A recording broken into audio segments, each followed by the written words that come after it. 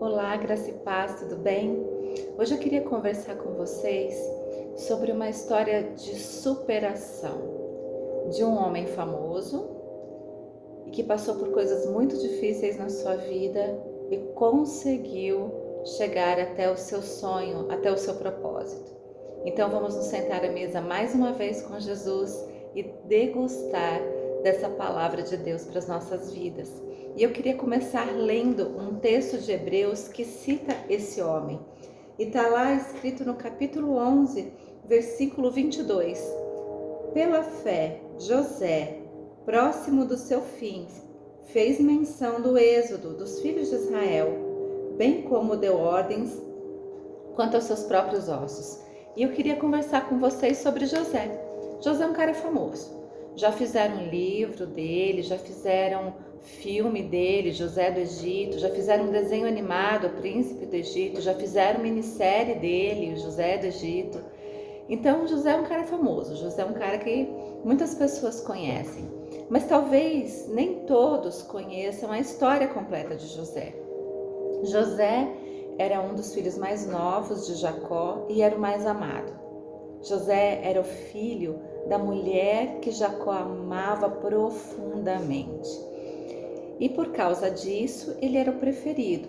Claro que isso não é um negócio legal, mas a verdade é que José era o preferido. O que aconteceu foi que José recebeu um dom de Deus, que era a capacidade de ter sonhos com revelações de um futuro para ele e para outras pessoas e saber interpretá-los. Então José, ele tinha essa habilidade, ele tinha sonhos de Deus e sabia interpretá-los. Um dia Deus deu a José um sonho e a interpretação desse sonho foi que ele seria alguém importante, tão importante que os irmãos e os pais se dobrariam diante dele. José, na sua ingenuidade, afinal ele era só um adolescente nessa época, contou aos seus irmãos, que já tinham muitos ciúmes dele por causa da preferência do pai. E aí os irmãos ficaram muito chateados quando José deu a entender que um dia governaria sobre eles. Isso fez com que fosse a gota d'água no coração dos irmãos deles. E aí os irmãos resolveram matar José.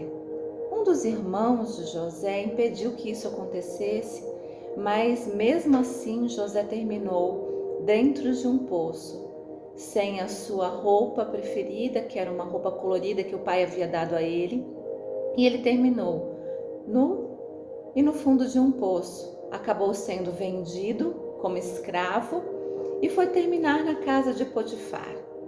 José passou por tudo isso. Os irmãos tentaram matá-lo. José acabou sendo vendido pelos irmãos como escravo. O pai achava que José havia morrido, pois assim os irmãos fizeram parecer.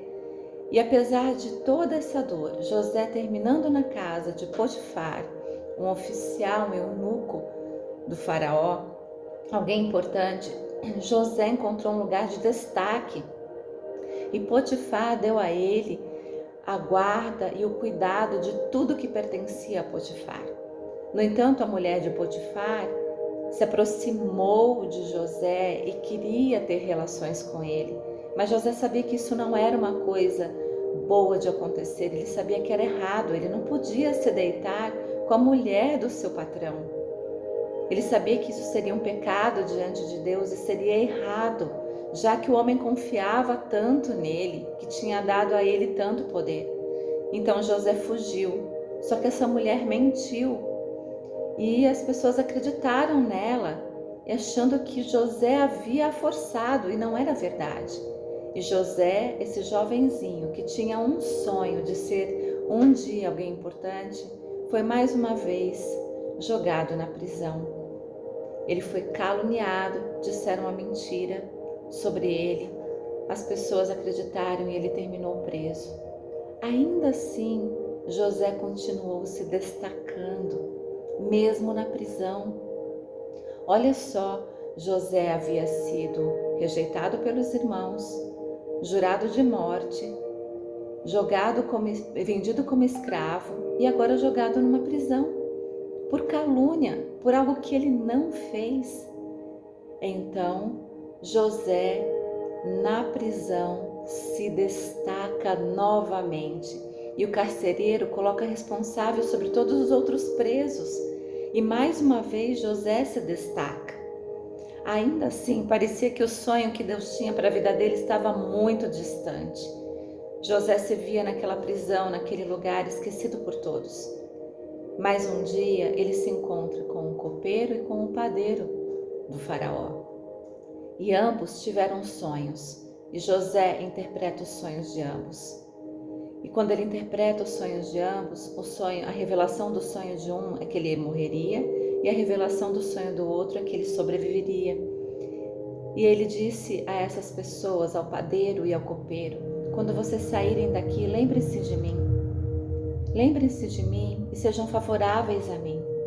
No entanto, aconteceu como José havia dito.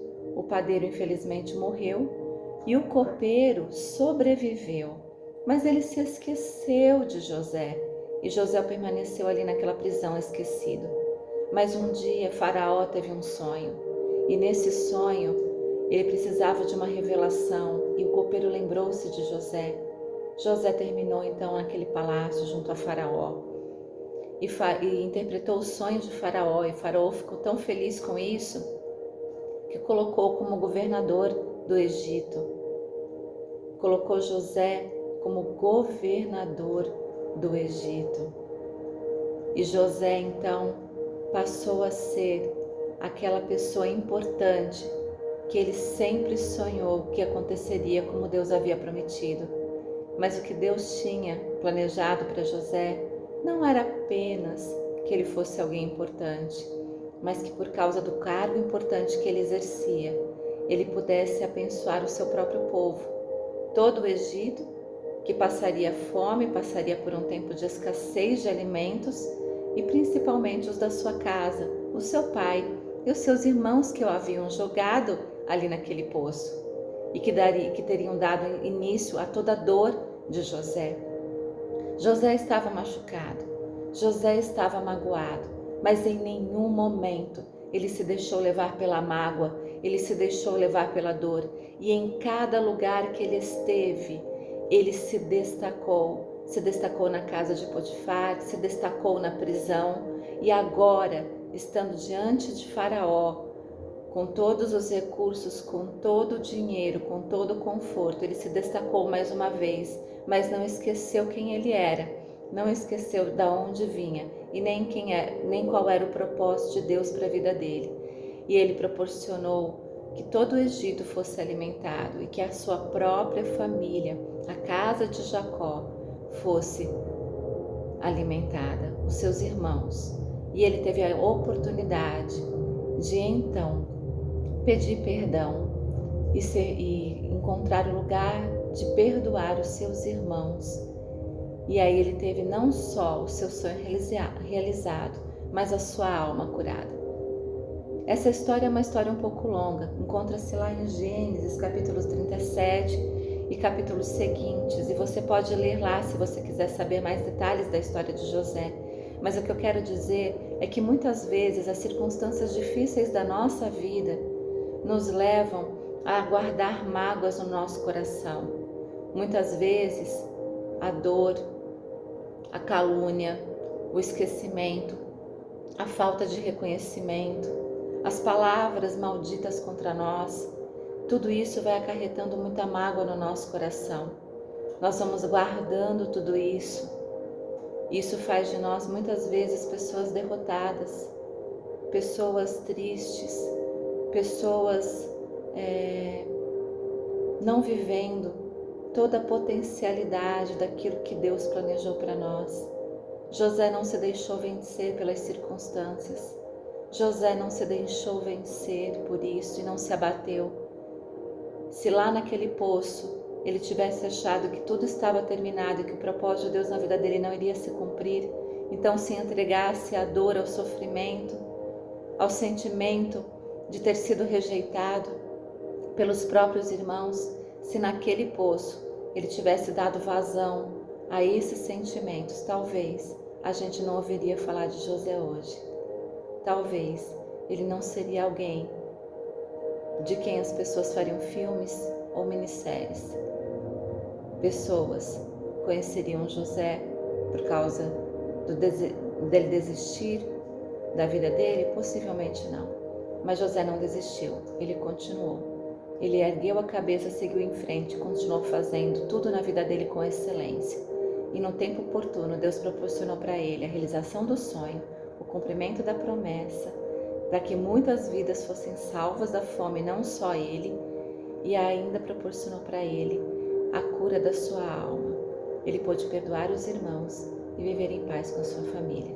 Que nós possamos seguir o exemplo de José, não guardar mágoa no nosso coração, deixar com que Deus nos cure, Deus nos trate, liberar perdão sobre a vida das pessoas e viver todo o potencial que Deus colocou dentro de nós, para que a gente possa viver uma vida com excelência e termine uma vida bem, em nome de Jesus.